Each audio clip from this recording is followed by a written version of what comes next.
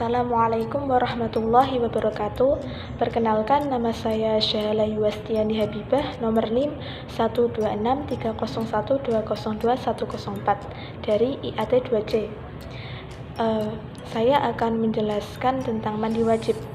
Mandi wajib secara bahasa adalah mengalirnya air ke seluruh tubuh secara mutlak, sedangkan secara istilah atau syarak yaitu mengalirnya air ke seluruh tubuh disertai dengan niat.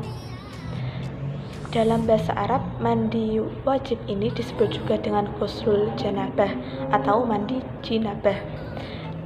Jinabah ini yaitu kondisi seseorang yang mengeluarkan air maninya atau telah melakukan hubungan suami istri. Tujuan dari mandi wajib atau mandi jinabah ini adalah untuk menghilangkan hadas besar. Baiklah, adapun syarat-syarat untuk mandi wajib, yang pertama adalah Islam, yang kedua adalah tamyiz, yang ketiga menggunakan air yang suci dan mensucikan, yang keempat tidak ada sesuatu yang menghalangi sampainya air ke kulit, dan yang kelima tetapnya niat sampai akhir sempurnanya mandi, dan yang keenam adalah tidak ada yang merubah sifat air untuk sampai ke kulit.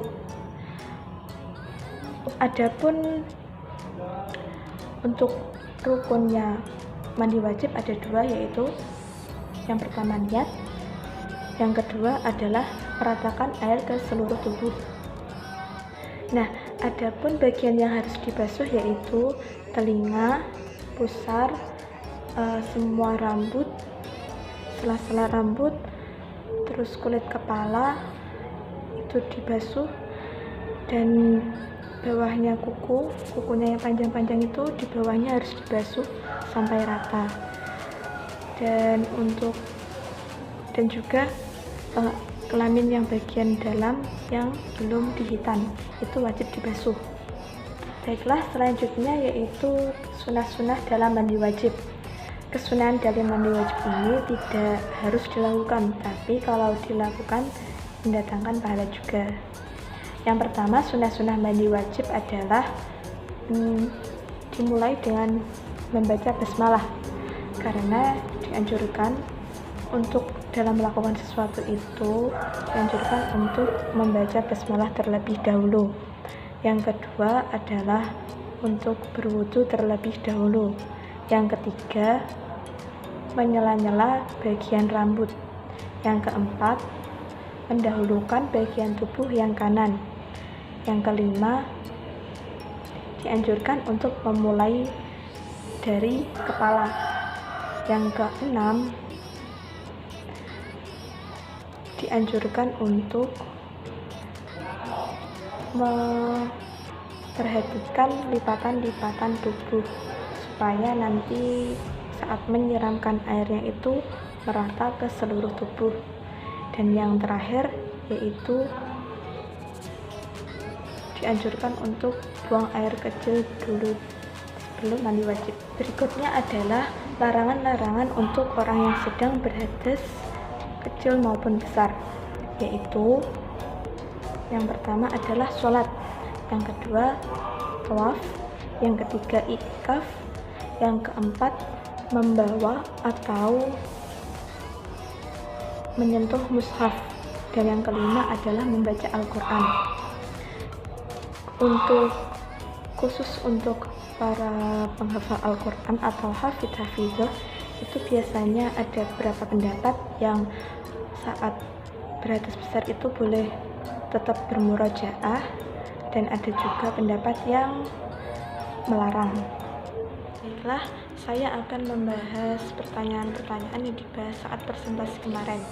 Yang pertama yaitu, apakah kuku termasuk anggota yang wajib untuk dibasuh? Yaitu kalau dari kitab I'anatul Thalibin itu diwajibkan untuk meratakan air ke seluruh bagian tubuh tanpa terkecuali ya. Jadi kuku itu termasuk dalam bagian tubuh. Jadi bawah-bawahnya kuku ini tuh wajib untuk dibasuh. Dan juga dalam kitab Mabadi Fikih itu kuku termasuk dalam bagian yang wajib dibasuh. Selanjutnya yang kedua yaitu Apakah wanita yang istihadah wajib untuk mandi? Jawabannya tidak, karena pada dasarnya itu wanita yang istihadah adalah wanita yang suci. Namun hanya saja dia itu seseorang yang sakit dan terus mengeluarkan darah secara terus-menerus.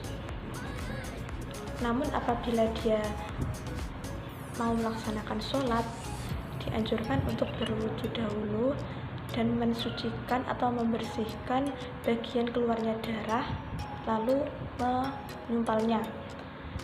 Tujuannya agar darah tidak kemana-mana, tidak berceceran. Baiklah, yang ketiga adalah bagaimana proses prakteknya orang yang memandikan mayit. Seorang muslim wajib untuk memandikan mayit yang telah memenuhi syarat mandi untuk dimandikan.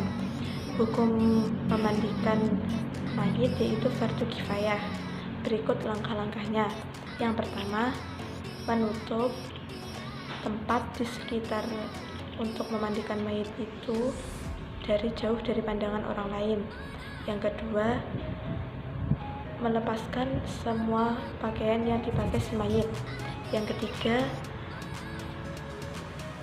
letakkan si mayit ini agak tinggi agar air bekas untuk memandikan tadi itu tidak kembali mengenai si mayit. Yang keempat, bersihkan semua najis yang ada pada tubuh si mayit. Yang kelima, basuh tubuh si mayit, meratakan basuh tubuh si mayit ini 3 kali dengan air yang suci lagi mensucikan. Yang keenam, disunahkan untuk membasuh bagian yang kanan terlebih dahulu, baru yang kiri. Selanjutnya yang keempat yaitu bagaimana cara bersucinya orang yang istihadah saat puasa Ramadan agar tidak membatalkan puasanya, karena harus memasukkan sesuatu agar darahnya tidak meluber kemana-mana. Itu kalau dalam masalah puasa itu lebih diutamakan puasanya, jadi dianjurkan untuk tidak memasukkan sesuatu di dalam vaginanya karena akan membatalkan yang puasanya tadi. Nah, untuk memuliakan, menghormati pada bulan puasa itu dianjurkan untuk tidak menyumbatnya. Jadi kalau tidak menyumbatnya kan puasanya tidak batal. Nah, sholatnya itu sebisa mungkin dijaga agar darahnya itu tidak keluar. Jadi antara sholat dan puasanya itu tetap bisa sah. Kelima yaitu bagaimana cara memandikan jenazah COVID. Seseorang yang meninggal karena COVID ini disebut dengan syahid akhirat. Namun si jenazah ini tetap mendapatkan hak-haknya selayaknya jenazah pada umumnya, yaitu dimandikan, dikafankan, disolatkan, dan dikuburkan. Adapun untuk memandikannya harus dengan pertimbangan orang-orang yang ahli terpercaya.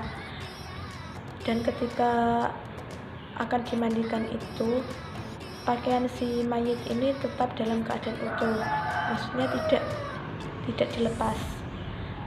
Dan orang yang memandikannya yaitu yang sama jenis kelaminnya. Dan apabila terdapat najis pada tubuh si mayit ini, harus disucikan dulu dengan cara mengucurkan air ke seluruh tubuh si mayit. Namun apabila kondisinya tidak memungkinkan, bisa dengan ditayamumkan. Namun apabila kok masih dikhawatirkan tentang wabah itu, maka boleh untuk merujuk ke darurat syariah. Nah, yang terakhir yaitu yang keenam, jenazah COVID termasuk syahid apa? Seperti yang saya jelaskan tadi, orang yang meninggal karena COVID ini dimasukkan dalam syahid akhirat. Mengapa demikian? Karena Syahid akhirat itu orang yang meninggal karena wabah atau taun, karena terbakar, karena tenggelam, dan karena melahirkan. Nah, COVID ini kan sebagai wabah atau taun ya, jadi itu dimasukkan ke dalam orang yang meninggal karena wabah atau taun COVID ini, jadi termasuk dalam syahid akhirat. Terima kasih, semoga bermanfaat. Billahi taufiq wal hidayah. Wassalamualaikum warahmatullahi wabarakatuh.